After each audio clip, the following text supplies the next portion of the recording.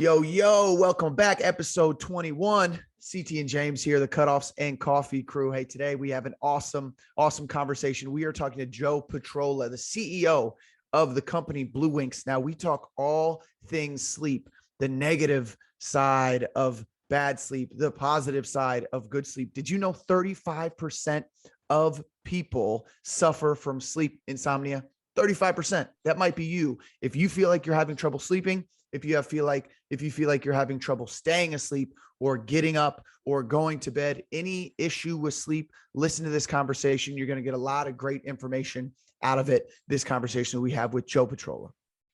And this episode brought to you by BluWinx.com. So the website is BluWinx. And this is the top quality blue light blocking glasses. We get into it in the episode. And if you stay long enough, you'll hear the discount code. But I'm not kidding. You got to check these blue light blocking glasses out. There's also a lot of good information on the website that we talk about on this show that you can follow up and do a little bit of your own research to see how important sleep is to optimize your performance. If you like what we're doing on here, the Cutoffs and Coffee crew, go ahead and subscribe to us on YouTube, youtube.com/cutoffs and coffee. Subscribe to us on Apple Podcasts or wherever you hear your podcast. Send us a message. Let us know who you want us to talk to. We appreciate your support. Give us a 5-star review and leave a comment. We read them all. Please enjoy episode 21 with Joe Petrolla and get some sleep. Cutoffs and Coffee, Joe Petrolla. Welcome to the show, Joe. Thanks for coming on with us today. Thank you for having me. Hey, I wanted to ask a quick question here. We're going to dive into sleep very shortly, but with the name of the podcast being Cutoffs and Coffee, and James and I both sitting here sipping our morning coffees. Well, the first question, okay, cheers to you. The first question is, how detrimental is this cup of coffee that I'm drinking right now on my sleep for tonight? Well, caffeine in general can be detrimental, right? It depends on your sensitivity to caffeine. Some people can drink caffeine and later at night it doesn't bother them very much, and some people are very affected by it. I'd say that in a coffee or anything with caffeine, you want to stop intake by about 6 o'clock. And and if it doesn't impact you, well, then that's fine too. But generally speaking, coffee has some very good health properties during the day. 2-3 cups isn't going to hurt you, right? I mean, you're reading the same articles I'm reading probably. Right. But at night just depends on your body, your type, and whether it is impacted by caffeine. So I'd say that we generally tell people as a sleep hygiene tip, you want to stop tobacco, coffee, alcohol, by 6-ish in the evening, because all those are stimulants. And I appreciate you saying 6, because I guess if it were any earlier than that, we may have to just cut the podcast right now, because we in strength and conditioning, we pretty much stay stimulated. We stay drinking caffeine to try to, deliver the best version of ourselves to our clients and to our athletes. So here we go. Like we said in the intro, we were going to dive into sleep. We're going to talk all about sleep. So let's get into it. First, I wanted to start with just kind of as a almost a scare tactic for our listeners, for people who aren't don't really understand how important sleep is. Let's just talk about right now some of the negative effects that we can have of, short-term sleep over a day or two, and then also some issues that we can get when we start seeing people with chronic sleep issues, people who don't sleep much over a long duration of time. Okay, well, let me just add a disclaimer. I'm not a physician or a clinician, but I've been in this business, sleep diagnostics, sleep therapy, home respiratory therapy, about 33 years this year. And it's been my passion to study and understand sleep, as it's the cornerstone to overall health. You don't sleep well, and over time, bad things start to happen. So, anything from cardiovascular health to memory, cognitive ability, type 2 diabetes, metabolic syndrome, you'll see a lipid panel could get out of whack. The body is really, really reliant on your circadian rhythm, and the body does not have a defense mechanism for that. So let's say you sleep 6 hours a night, and that's all you get. There's a very good chance, based on some of the studies, that you're going to have some problems down the road, potentially with hypertension, cardiovascular disease, The one that's getting a lot of attention right now is Alzheimer's and dementia. There's two amino acids in the brain. There's tau and beta amyloid, and those two are active during the day. And the brain has a lymphatic system that drains chemicals and amino acids and the like out of the brain at night. And if you don't get up to 7 to 7.5 hours minimum, what we're seeing is those amino acids aren't draining properly and can develop plaque, or may develop plaque, I should say. And those are precursors to Alzheimer's and dementia. So that's, so we're seeing a lot of bad stuff. And really what young people don't realize, we use the expression, we're burning the candle at both ends. We talked about this earlier, CT, but Matthew Walker, who is a neuroscientist out of UC of Berkeley, California, he did at least 100 studies, but one of them he did on T-cell activity, and he showed two groups of adults. I think they accounted for confounding factors in the study, meaning race, other underlying clinical issues, etc. They divided them up. They were probably in their, 30s or 40s, younger, and they let one group sleep 4 hours. They let the other group sleep 8 hours. They did blood work in the morning. The group that slept one night 4 hours had a 70% decrease in T-cell activity. The T cells are your first line of defense in your immune system. So one night decreased 70%. So, especially with COVID now, if you're not sleeping, you're just going to open yourself, your immune system's going to be compromised. So there's a lot of bad stuff that can happen over time. Both just being tired during the day, which is a nuisance, to some significant health comorbidities. And I do apologize because I was so excited about the topic. Gave you a little intro about yourself in the intro, but I didn't give you an opportunity to talk about yourself and tell us your stories. You said 30 years in the business. Now currently the CEO of BluWinx. Talk us real quick through the last 30 years of studying sleep. What has gotten you to the point that you're at now? Yeah, so I actually got into the industry, home respiratory medical equipment, sleep diagnostics and therapy in 1988 as a startup venture, and we grew that business, and my career just continued. We grew and sold that business.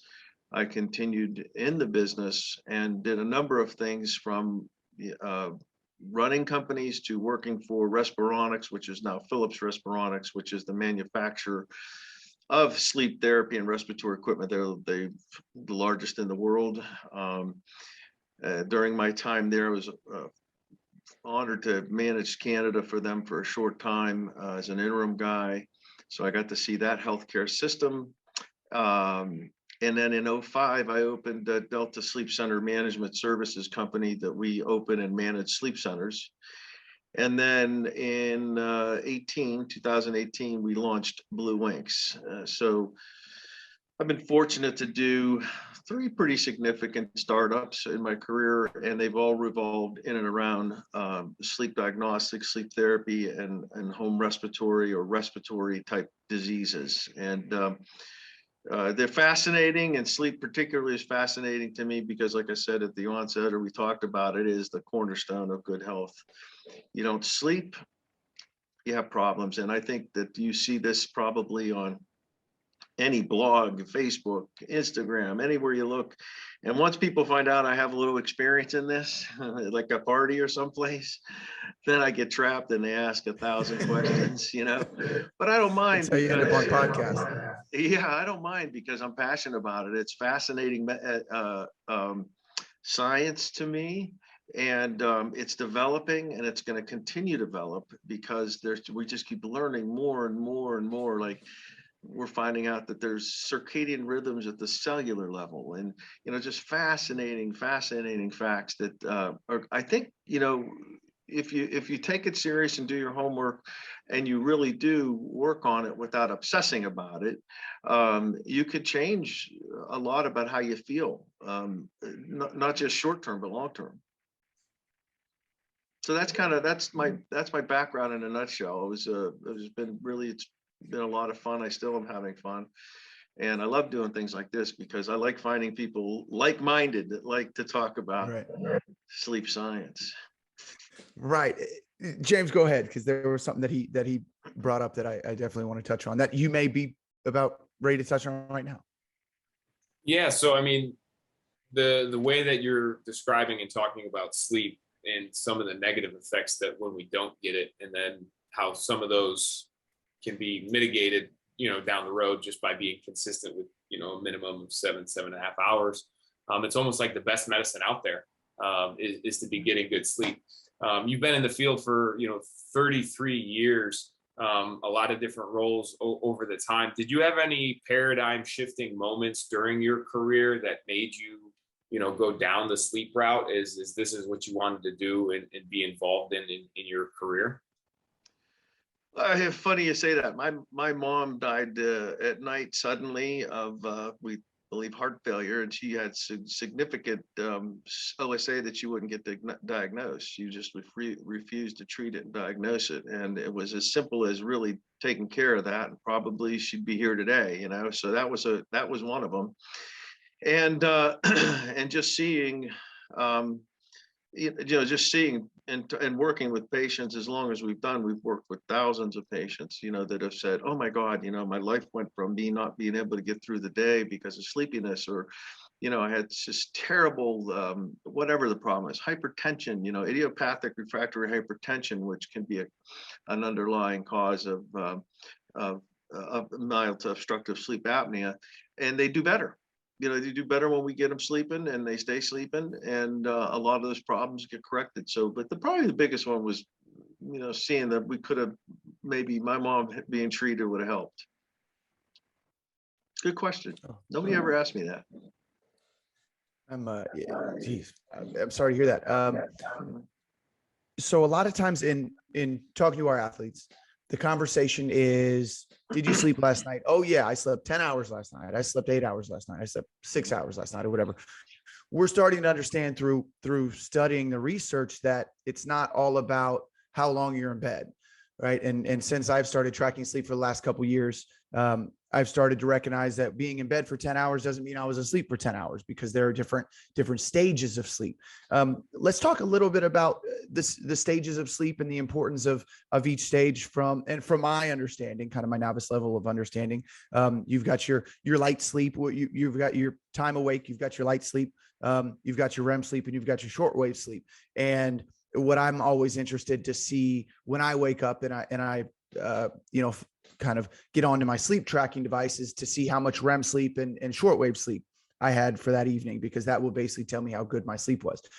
Can we talk a little bit about those different stages and what happens in each of those stages?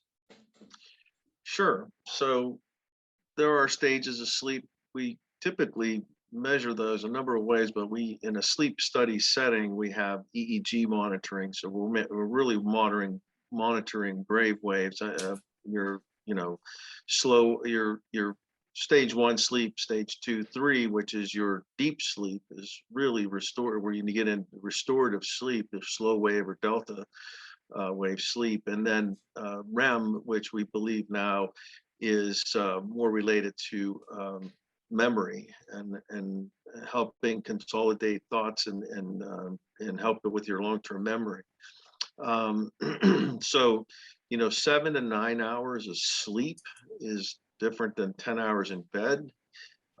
So if you're going to bed at a certain time, which we recommend a routine, you should fall asleep within 10 to 15 minutes. If you're lying in bed there, it's a half hour has gone by, 20 minutes and a half hour, and you haven't fallen asleep, it's really not a good idea to continue laying there. You should get up and maybe read a book. Don't go on a flat screen or be around any light, because light can impact how your melatonin works or doesn't. And so, and really those happen in 90-minute cycles.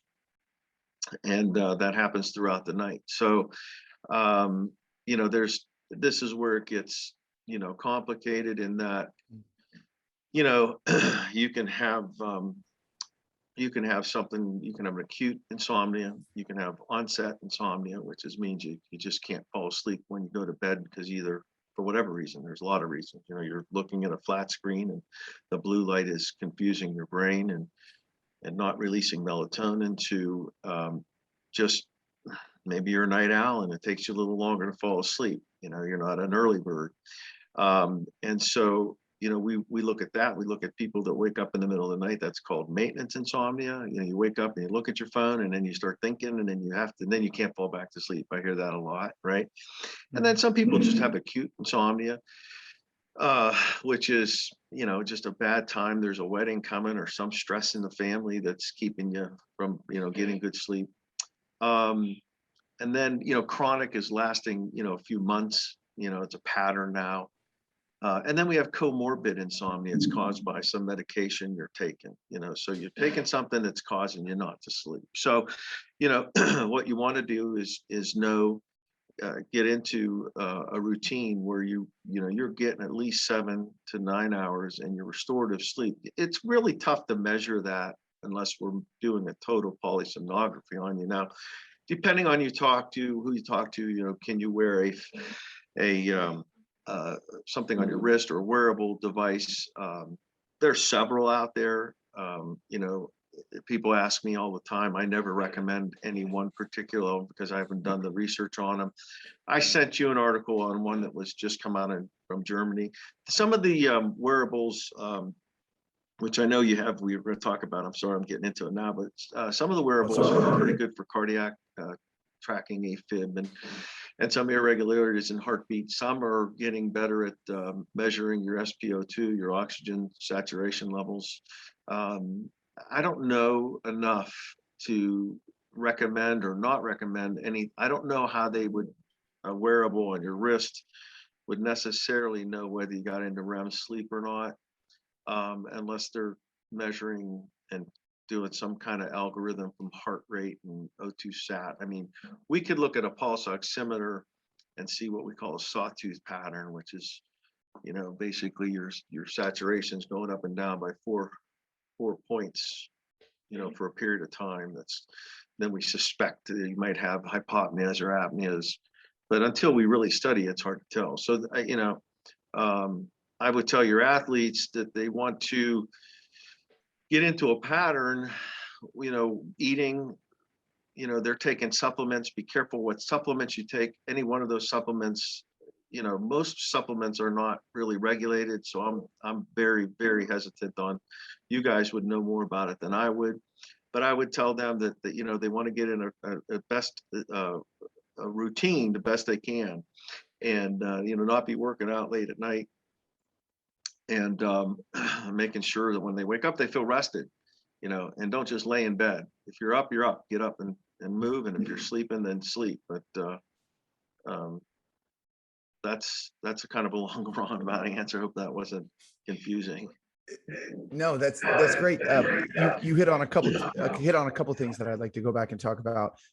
One was the sleep tracking. A couple things that James and I talk about often, and you and I have discussed over the phone. And I do understand where you're coming from. How in a lab it looks this way. How could it look like this when we're just laying in bed and at our own house? What I thought was interesting when we originally talked about it, you said if anything, it at least acts as some sort of a diary, a sleep diary, where you're able to have consistent information about how well you slept or how negatively you slept. For somebody who is not interested in the sleep tracking device and who just wants to do exactly like we're talking about, they want to go to bed and they want to wake up and they want to hope they feel better and they still want to get benefits of good sleep without really diving too much into it.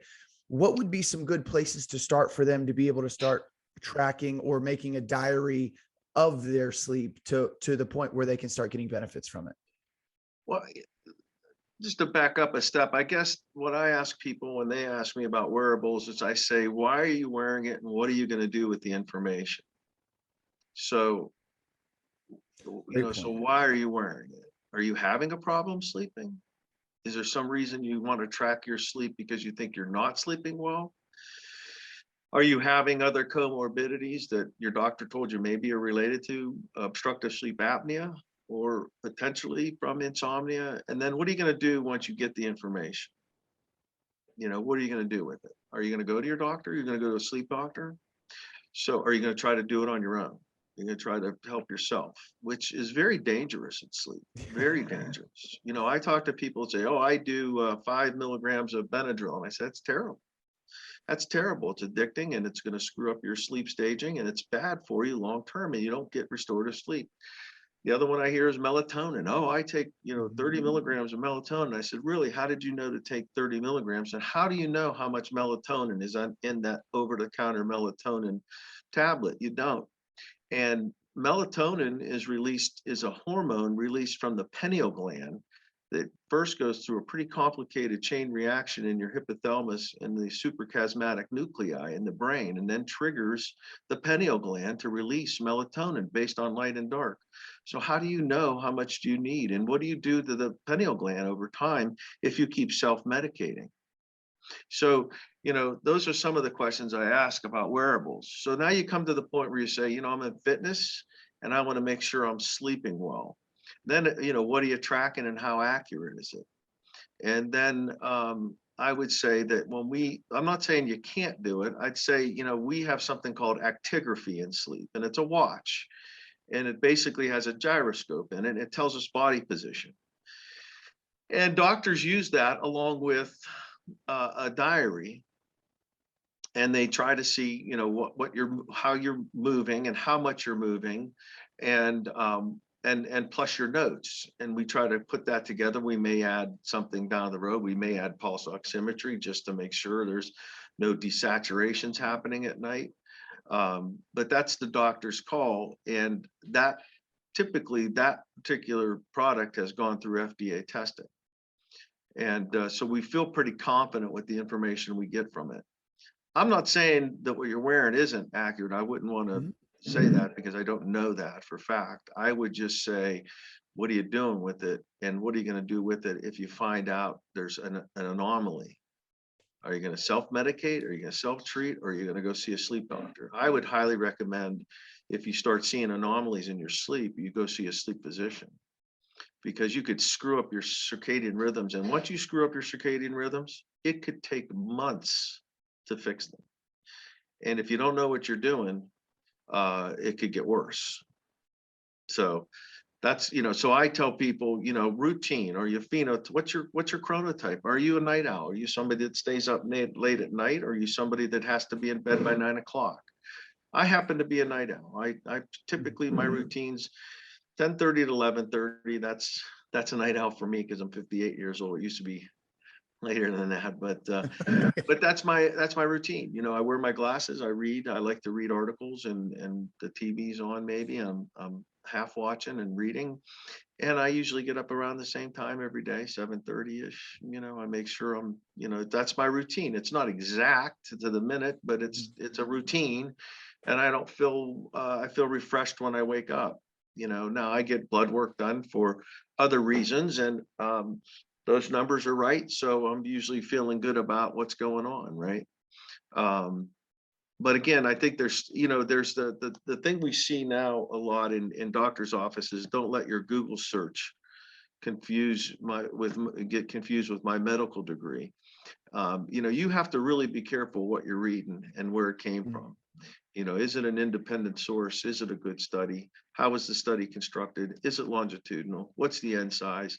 And most public people don't know how to read a clinical study. I mean, I'm not saying I do, but I've learned how to dissect them a lot better over the years. And so I'm just generally skeptical of anything OTC, over the counter, unless I've seen some really good data on it. So I would say, if you're not going to wear a wearable, first of all, do you have an issue that you have to, if you have one bad night's sleep, everybody has a bad night's sleep. It's when you're seeing a pattern of it, is when you start to take note of what's happening. There's a lot of information about the frontal cortex. You know, there's these endless loop thoughts that people want to address. And there's been technology. I've had friends work on technology that they try to cool the frontal cortex with a product that cools the brain to slow down the thought processes, you know. So there's that. But I would say generally for the public, understand what's going on, and talk to your physician, and if your family physician or PCP isn't that sleep knowledgeable, find a sleep doc. Keep notes, find out what's going on, what's changed, what, you know, I used to sleep, I don't sleep. Was it a medication you put me on? Or is it something I'm eating, drinking, doing? You know, complicated to diagnose. Look at 95 million people in the United States suffer from some form of insomnia. 35% of the population. Worldwide, it's 35%. It's complicated, harder to treat, very difficult to diagnose. Now, similar to coffee break, you know, similar to sleep, and how we're looking at it now, you know, a lot of what we're talking about is, you know, fixing poor sleep. You know, for those athletes out there, you know, optimization is a key word that everybody likes to talk about. And I do feel that people kind of skip the whole, you know, fix the problem and then work to optimize, you know, something. You know, but for our athletes, you know, they always are drawn to optimizing everything. They got to do everything, you know, perfect or to the best of possible. You know, if that means they'll spend, you know, $300 on a pair of glasses that's going to help them sleep, they're more likely to do that than take a journal and look at what they ate and look at their history. They're more likely to just spend the money on something that's telling them to optimize their sleep. You know, kind of looking at the lens of that, like, what are some things that we need to do and check ourselves with that are signs that we're getting good quality sleep, so that we can kind of check in. You know, what are the indicators of, you know, good quality sleep, and what are some red flags that athletes can look at, you know, to say, hey, maybe I'm not getting good quality sleep. What are some basic things I can do to start improving it? You know, once again, that's a very broad question. You said you want to fix things. First, you have to know what you're fixing. So you have to first you have to understand root cause of whatever it is that you think you want to fix to then optimize, right? So is there something going on? And, you know, and when you're younger, you have a lot more testosterone. You have a lot more of things that you lose over time as you get older that help you with energy, right? So, you know, they can compensate for some bad sleep, but you'll know by performance. You know, typically what you see when for an athlete is, you know, you'll see inconsistency in performance. You start to see cognitive, you know, reaction times. You know, your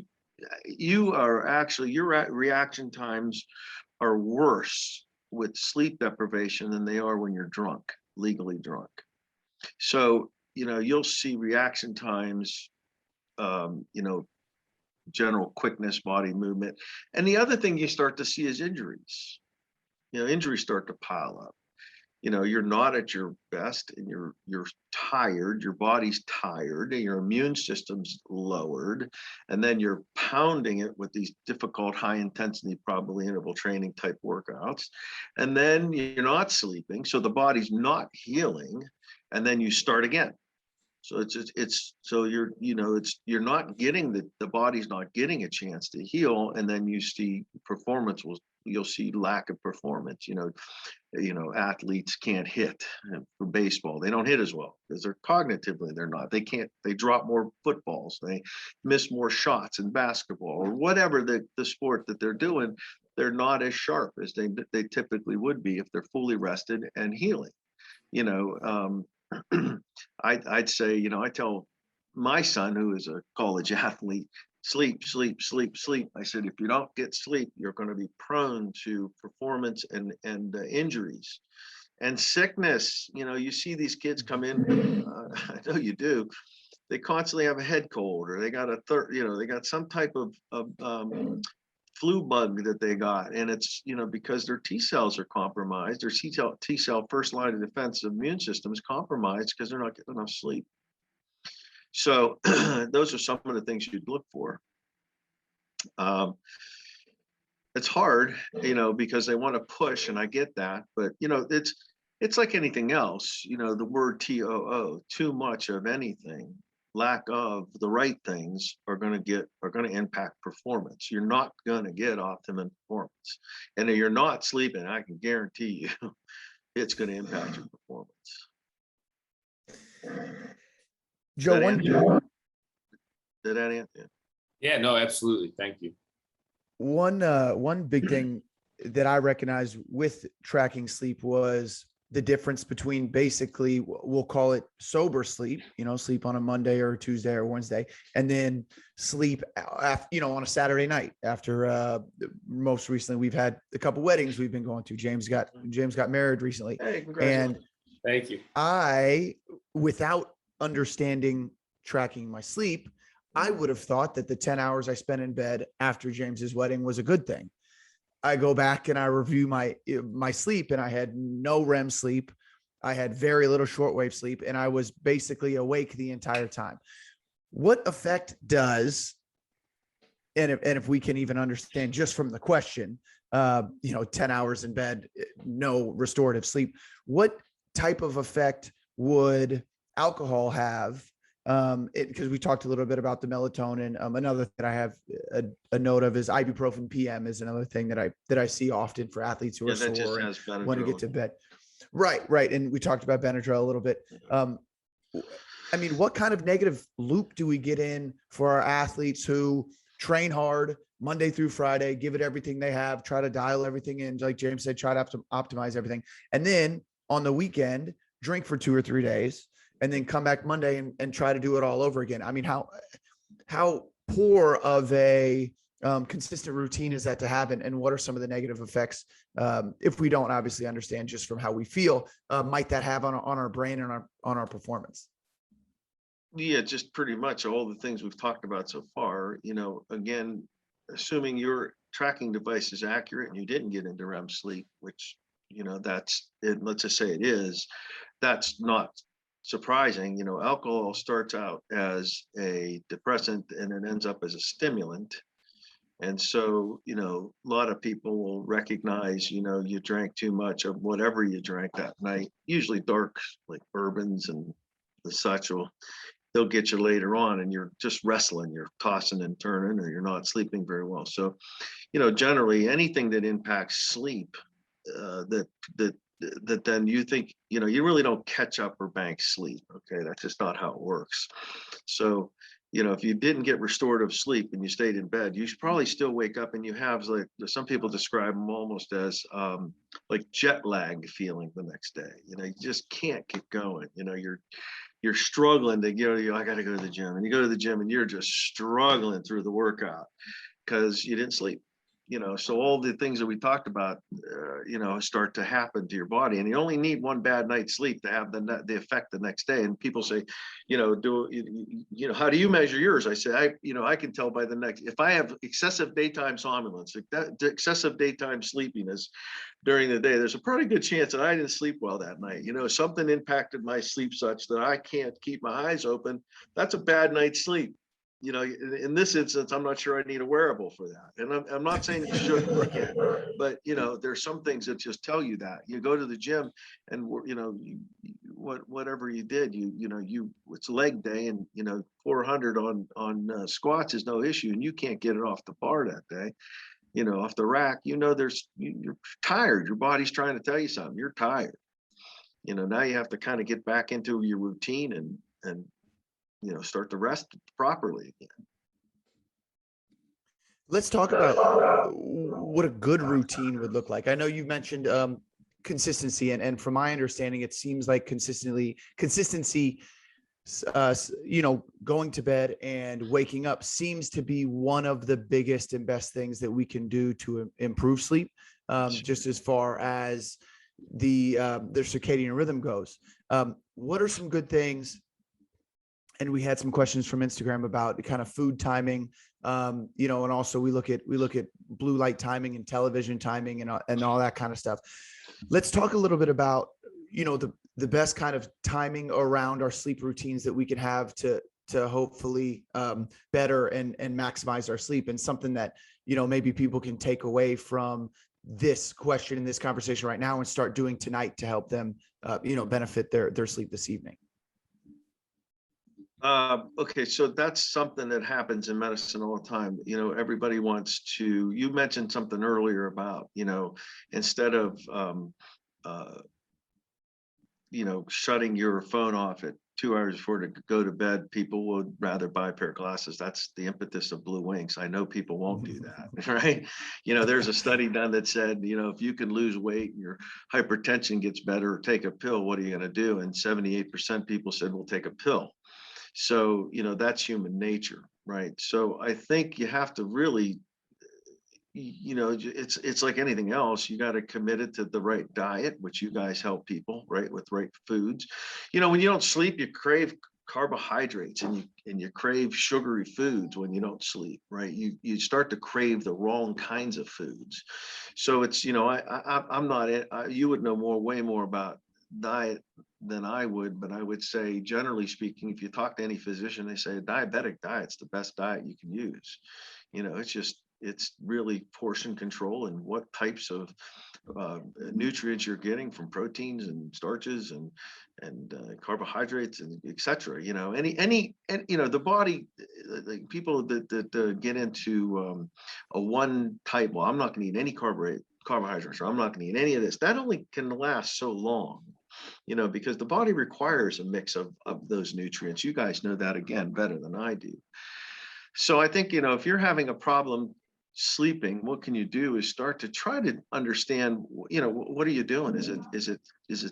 Are you basically sabotaging your sleep because you're drinking at 10 o'clock at night and, you know, smoking a cigar with your buddies or whatever you're doing, mind altering before you go to bed?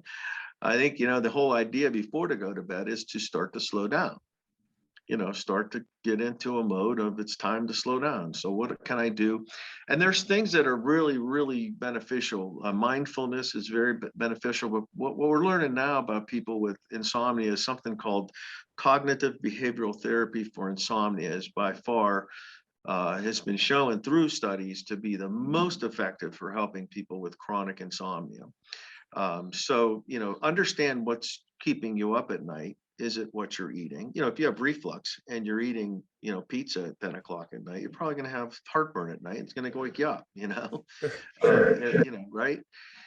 So is it reflux? Is it stress? If it's stress, what can you do? What helps you? And you know, these two things that I told you, just really off the top of my head, mindfulness, there's all this stuff is online. Even the CBTI is on, you could check it out online.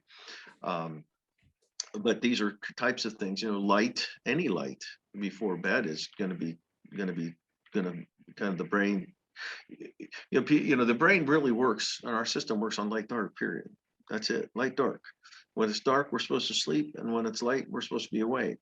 And when you change that and you don't go to sleep, and everybody's different, right? So I particularly am affected by blue light at night. I know I am, because prior to wearing my glasses, when I read at night, I couldn't fall asleep.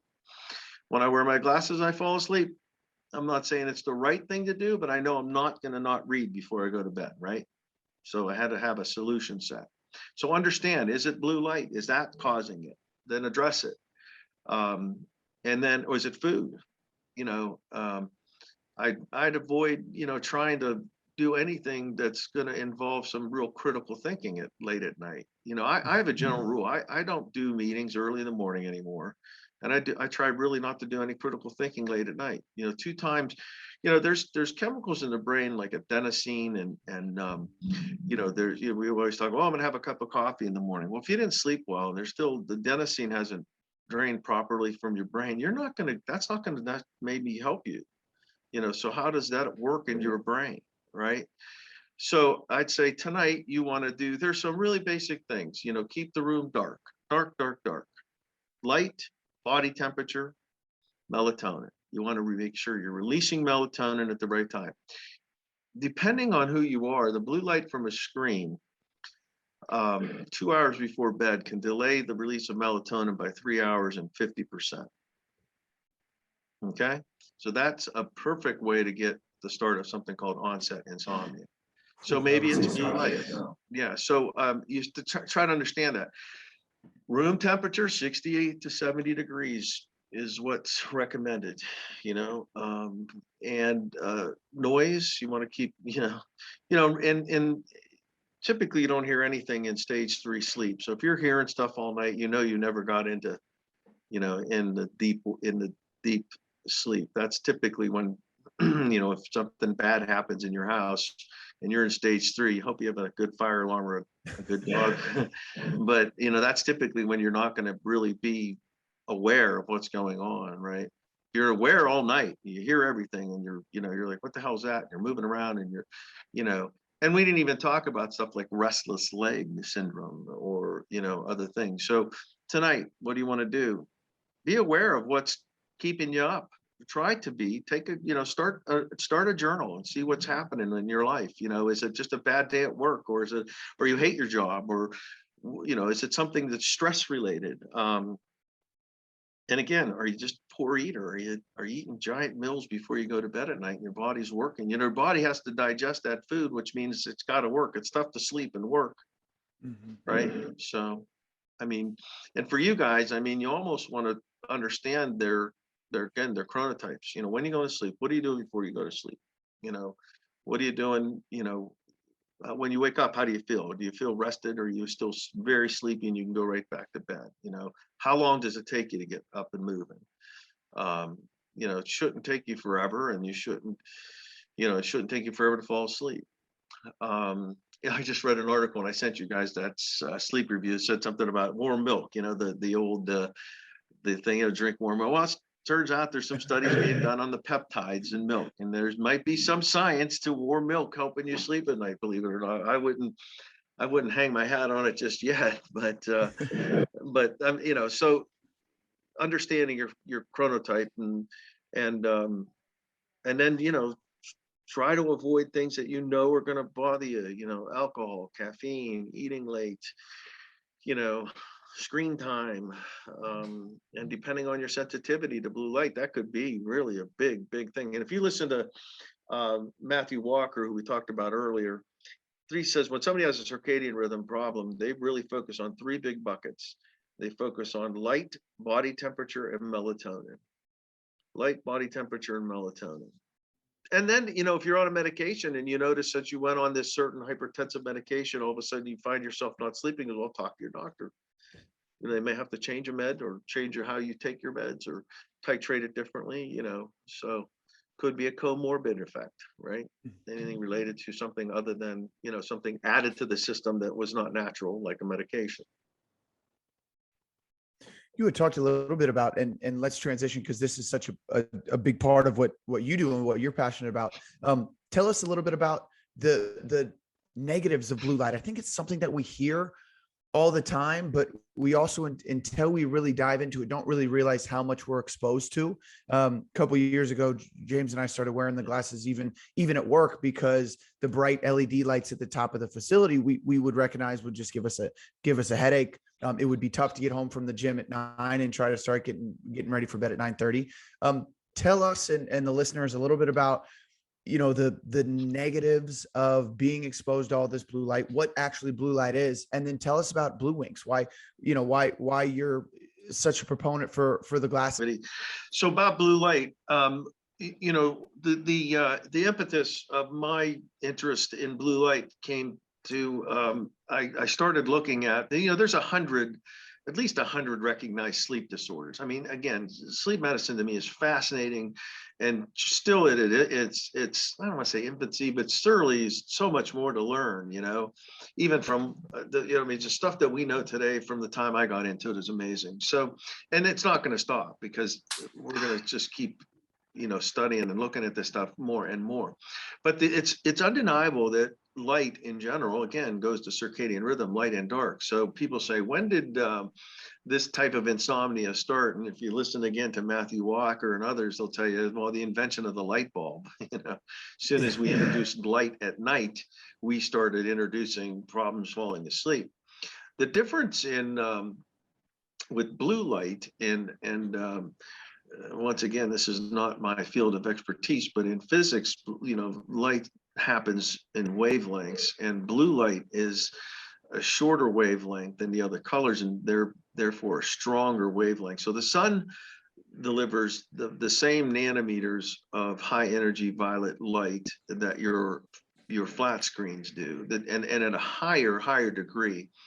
And so a lot of people say, well, so aren't our eyes automatically or physiologically, are there protections for that? And there are, to an extent. That said, I'm not sure, through the years and the argument exists in the ophthalmic community is, how much protection is there from blue light that comes from a screen? So if you're getting the same nanometers of blue light off your screen, that 380 nanometers to 440 nanometers, that's the high energy HEV light. And you're 2 feet away from that screen for 9 to 12 hours a day. What's that doing to eye health? So there's two schools of thought right now. There are those, again, in the optical community that say, we're not really seeing a whole lot in macular cell changes or any really detrimental problems. You have some anecdotal eye strain, headaches, eye fatigue. Nobody can really deny that. Again, is it a cause and effect? It seems to be, but the question is, would that happen if you stared at any screen for that amount of time? Then there's a group that have studied animal models, are starting to do some human models that say we're seeing macular cell changes in kids in their teens that could be a precursor to wet macular degeneration. So there's going to be more of that coming out. So daytime, you're staring at a screen. Like I said, would you go to the beach for 10 hours, 9, 12 hours a day and not have sunscreen and sunglasses on? Why would you stare at a screen for that amount of time, 2 feet away? I mean, we're right now and talking to each other, and this screen is 2 feet away from me, and I'm on it all day long, and so I have people that will tell me, boy, I notice I don't have headaches anymore. I don't have that same eye fatigue. My eyes don't hurt. Hard to argue that.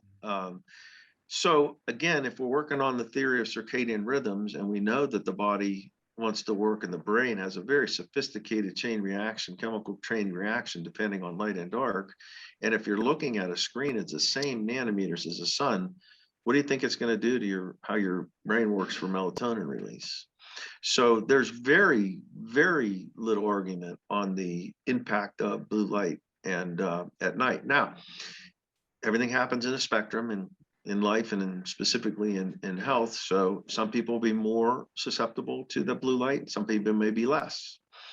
So it depends on the person. And my kids are never on a screen without their glasses ever.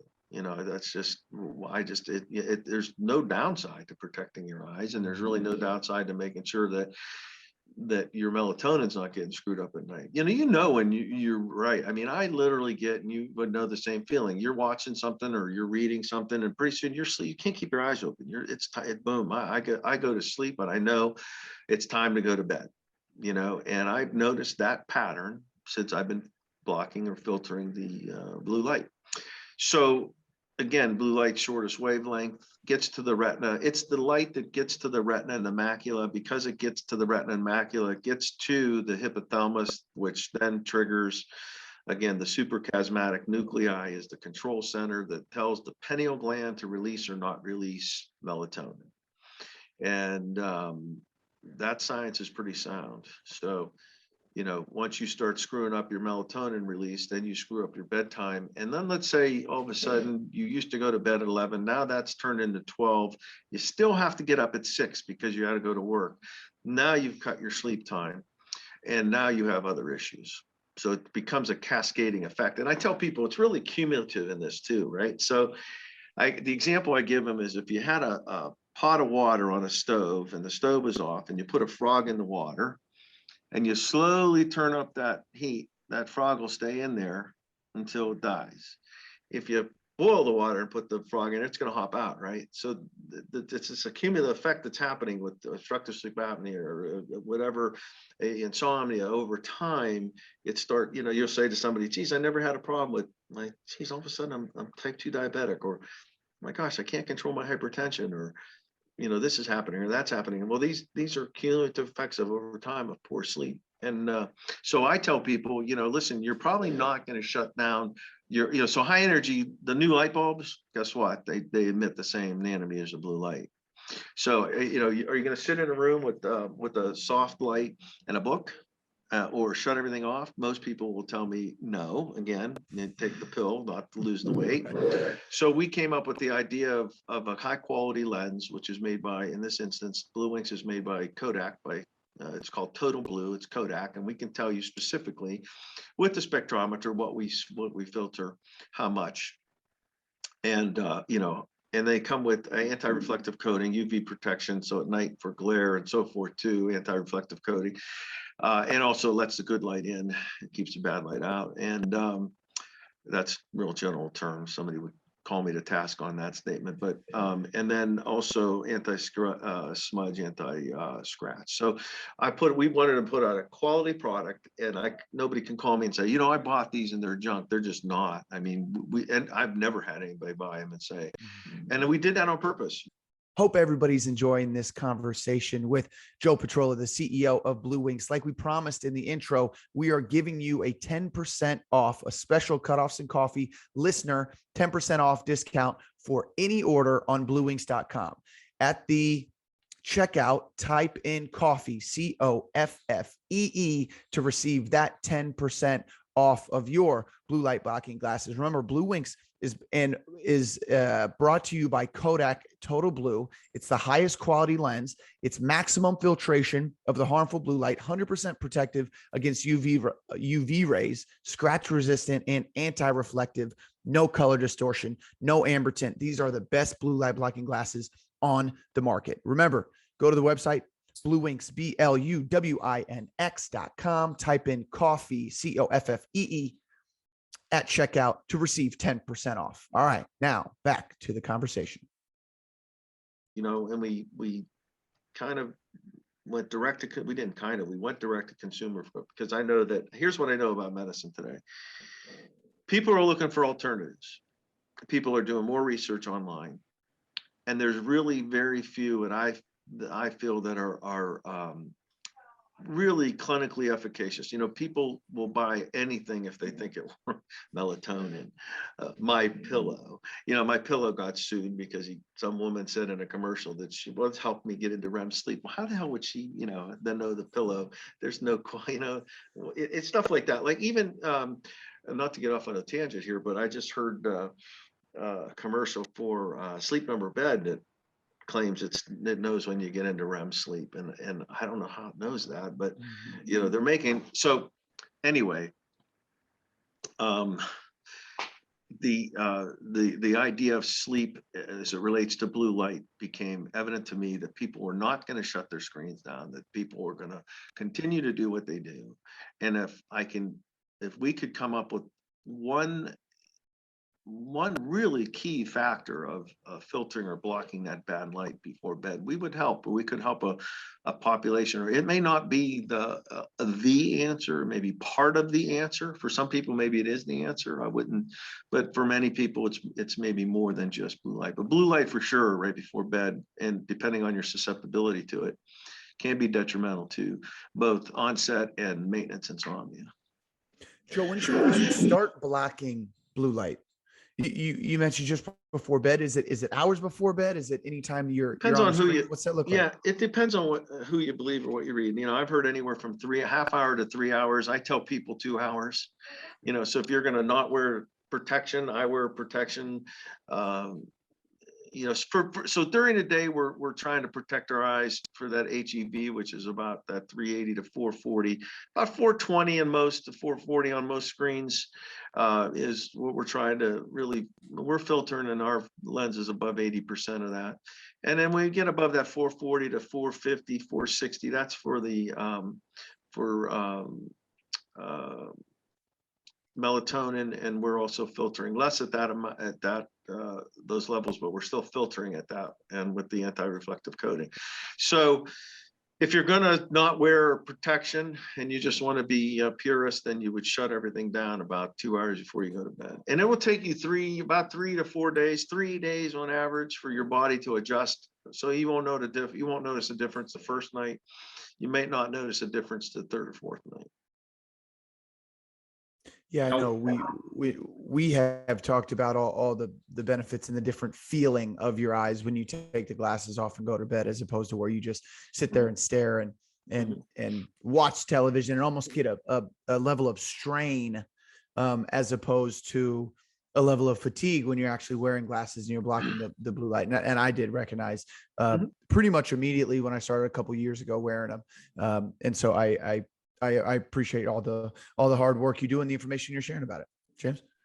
Yeah, anecdotally, I noticed right away that I forget I have contact lenses on because they just wouldn't dry out anymore.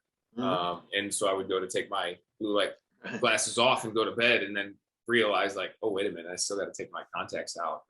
And I've been using them, ever since, and noticed a huge difference. And I kind of want to shift to a very controversial topic in sleep before CT gets into some of his questions. Naps. What is your take on naps? I'm a nap fan. I enjoy a good nap, 20 to 30 minutes. I don't do it every day, maybe once or twice a week. But what are the benefits of naps? Are there bad habits that you could develop by taking naps? Yeah, so that's an ongoing topic. Anything I'm going to tell you is based on information I've read. I'm not a napper personally, but I would tell you that in some of the articles I've read, there's some people are proponents of naps. The idea is that you don't take an hour nap, that you don't want to get into that 90-minute cycle of stage 1 to REM. You're just looking for about maybe 20 minutes. And it could be restorative for you. And some people need them. The question is, why are you napping? It always goes back to, why are you napping? So are you napping because you started out sleepy and you just can't stay up? Then you might have to understand why you're so sleepy, right? Once in a while, but if you're napping every day, there's that fine line of saying, why am I napping every day?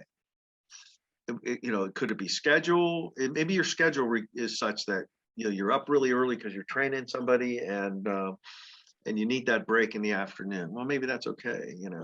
So they're not necessarily bad, and they can be good.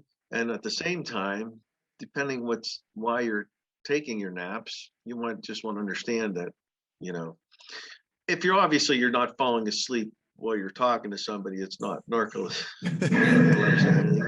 You're all right. But once again, not necessarily bad. Just don't want to be sleeping for an hour when you take your nap.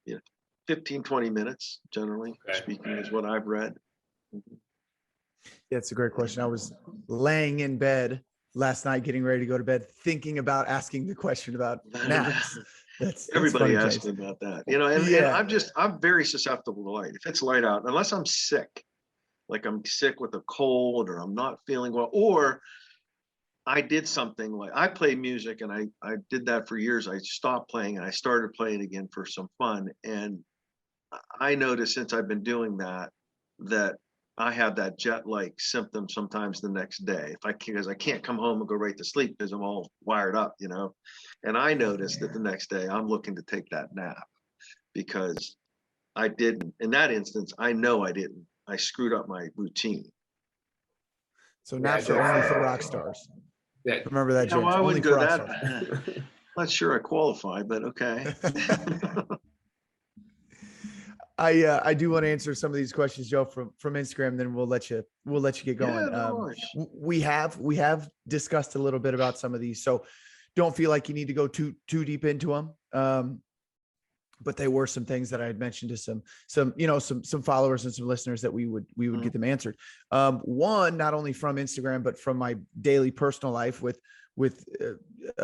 James, who mentions this to me all the time, my girlfriends who ask this question to me all the time. And you touched on it a little bit. You said, as long as you're not obsessing over sleep, we get a lot of benefits from it. Now, I have gotten to points where I have been obsessive about it. I have gotten to points where it hasn't really mattered as much to me. So you had mentioned it's all good as long as you don't obsess over it. Can you miss out on sleep by thinking and obsessing about sleep too much? Well, sure. I mean, it's, if it becomes, and we tell people all the time, if you start focusing so much on it, that's the only thing you're thinking about. Like, I got to go to sleep. I can't go to sleep. Why can't I go to sleep? I should be sleeping. Why am I not sleeping? Well, you could talk yourself right into and get into that endless kind of obsessive kind of anxiety type of and guess what? A symptom of poor sleep is anxiety and depression. We see that in kids, with social media now. There's probably two things: the time they're spending on screens, lack of sleep, and the pressures from social media are really impacting kids. And we see more anxiety and depression and more suicide. So if it becomes something that is a trigger for anxiety because you obsess about it so much, you can be, the self-fulfilling prophecy of not being letting your body just relax and sleep. That's why we talk about mindfulness and cognitive behavioral therapy and things that will help you just kind of relax. Stay away from the things that impact your sleep. But don't start thinking about it at 6 o'clock. Oh God, I gotta sleep tonight. And there are people that do that. Yeah. You mentioned earlier, I believe you said 7 to 9, or about 7.5 hours of sleep. Is there an optimal amount of time? 7.5 to 8 is perfect. If you can get that, that's usually what we see doctors recommend, in that range. Some people require a little bit more. 7's good. You get less than that is when you start to get the confusion of how the body works, right? So there's no natural defense mechanism for poor sleep, right? So you see that immune system get compromised, etc. So how about our listeners who have trouble staying asleep? I know we talked a little bit about food, and then maybe get in an evening routine. Temperature, I know, is another big one. Is there anything else, any other advice you would have for people who are able to fall asleep easy, but don't stay asleep as well? Yeah. Once again, you'd want to understand the root cause of that's called maintenance insomnia, right? So you're waking up in the middle of the night and you're thinking, oh my God, I have this project due, this deadline, or my boss is a jerk, and I don't want to go to work tomorrow, whatever the case is. And we hear them all. What you don't want to do is lay there if you're up. Get out of bed. Go downstairs, get a pen and paper out and write down what's on your mind. Get it out of your mind onto pen and paper is one thing that is a little sleep hygiene help. If it just continues to the point where it's uncontrollable for you, then you really should. And we recommend you see a sleep doctor. And again, maybe something is in order. Really want to stay away from a lot of the prescription medications because they're addictive and they really can mess up your sleep architecture. So you don't want to necessarily be on an Ambien unless you absolutely have to be on that. And doctors usually shy away from that. But we're seeing first line of therapy recommended by the American Academy of Sleep Medicine is cognitive behavioral therapy for insomnia. So if it becomes this thing that's repetitive night after night after night and for months out, and you just can't control it, it's obviously not good. And you can't feel good during the day. 1% of the population has a mutant gene that lets them sleep less, and it doesn't seem to impact them. But everybody else seems to need it, whether, and it's like anything else. You can compensate for being tired, right? You just think everybody's that tired because you're tired. Well, that's really not the case, And Joe, last question here before we get everybody your information. And I even have a hard time asking this. We talked a little bit about on the phone about training early in the morning, exercising early in the morning. What are the negatives to getting up and exercising early in the morning if you don't have a good sleep routine figured out? Just about everything we talked about. Your body from a physiologic standpoint, is not ready to work out. You know, you're going to be prone to injury. You're going to be prone to a lesser effective workout. Studies I've read and articles I've read will say, you know, if you have to pick sleep over an exercise early in the morning, pick sleep. You're going to get more benefit from restorative sleep than you are early. You know, so if you're going to bed at midnight and you're getting up at 5 to work out, and you think, you know, that's a badge of honor for you, over time, that's really not. And you're probably not as effective as you would be if you got the right amount of sleep. So for our early risers, our 8 a.m.ers, our 6 a.m.ers, as long as you're in bed 9, 9:30, 10 o'clock, we're okay, because we end up getting those. I mean, as long as you're getting your 7 sleep, hours. as long as you're getting your sleep. But keep in mind, you know, again, I think there's been some studies, and don't quote me on this because I could be wrong, but I think the University of Texas did a study a while back. And the question always is, when's the best time to work out? So I think that, you know, I think one of the articles said like 10 o'clock is the best time to work out. Now, I don't know if that's right for everybody. So I'll tell you that stay away from extremes in everything. You know, you don't want to be working out at 11:30 at night, even 9:30 at night. You know, you want to be working out maybe right after work and in the morning after you made sure you got sleep. You know, somewhere in there, if you get a break at lunch, those seem to make sense, right? You know, stay away from the standard deviations. I got to get up and I'm going to go to bed. I'm going to sleep 4 hours. I got to get up and I'm going to go run, and you know, and I feel great. Maybe you do. Maybe there are some people that can do it, but I don't know many, but maybe there are. But I would tell people, you know, be reasonable about it, but make sure you get restorative sleep. Joe, thanks so much for all the information you've shared with us today. I've got a ton of notes, ton of check marks on my list here, and I know it's a conversation that people are going to get a lot of good information out of. Where, if people are interested in finding more on BluWinx and yourself, where can people find you? So BluWinx.com, it's BluWinx.com. On our website, a lot of stuff we talked about is on there. Pretty much anything that I talk to you about is come from, you know, sleep articles. This is all information that's available. And then if you're willing to go look at the actual study itself, you could probably find majority of them. I try not to give opinion other than, like I told you, about the wearables, etc. So BluWinx.com, you can get a lot of information. I think we're going to give your listeners a code. You guys going to handle that, I guess. If they want to check that out, we'll give you, I think we're giving you 10% off. I think it's coffee, 10%. We'll give you a checkout. Anyway, but there's a lot of information about blue light on there, and you know, they could reach out to me right on there at the help at BluWinx. I get those emails and I respond personally to them. You can even go Joe at BluWinx if you have a question. Again, my disclaimer is I'm not a clinician. I work very closely with all our clinicians, our sleep techs, our polysomnographers, their respiratory therapists, our director of clinical anesthesia, a certified sleep educator. This is what we do. We try to cite evidence-based as much as we can. And just from some experience from doing it for so long. So I thank you for having me on. I hope I didn't talk too much. I can do that. No, this was an awesome episode. Very informative. I learned a ton. Good. Yes. I won't give CT a hard time. Unless he's obsessing about sleep metrics, then I will give him a hard time. But for his own benefit. Just understand it, understand it if you're not doing it well, and try to find the root cause before you move to solution, to move to high performance like we talked about. Just put it in a good algorithm that makes sense. And listen, I tell everybody this, the last thing I'll leave you with is, if it is something that's going on for months or years, like I hear some people, I've slept for years and I feel like crap, then go see a sleep physician, somebody that's board certified in sleep medicine. Okay. Thank you, Joe, for all the great information. Thank you, everybody who's listening. Continue it, listeners, I do want to add something to the end of this, James, and I said at the end of every episode, but we want people to continue to practice gratitude. We want people to tell the people that you love them. We want you to live life stimulated, but we also want you to get some sleep. So go to bed, get some sleep. Hopefully you learned some stuff. Thanks again for listening. This has been CT and James along with Joe Petrolla, episode 21 of Cutoffs and Coffee. Sleep well, everybody. Thanks for listening.